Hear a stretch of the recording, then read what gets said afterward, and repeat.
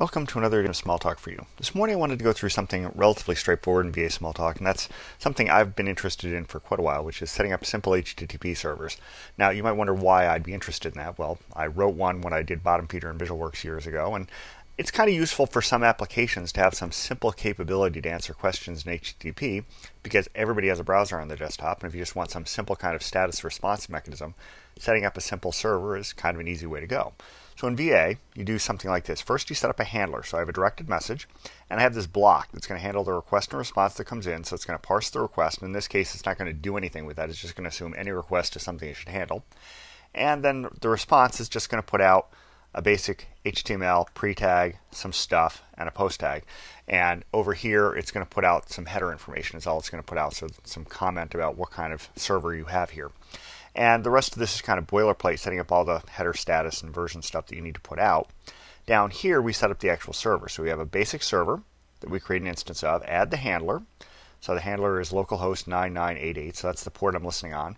And if it's an SST error, we're going to raise an exception. Otherwise, we're going to start the server up, and then we're going to inspect the results so that when we're finished, we can shut it down. That way we have a handle on it. Now, this is all there really is to setting up an HTTP server in VA Smalltalk. You set up your receiver block here to handle what's going to happen. You start it up on some port that you're going to listen on, and then all the magic's in here. And of course, this is a very simple example on a block.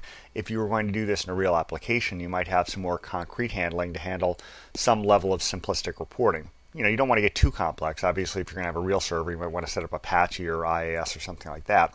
But for simple-minded, just ad hoc reporting from a system, it's kind of an interesting thing to do. So let's go ahead and try this out. We'll go ahead and do all of this.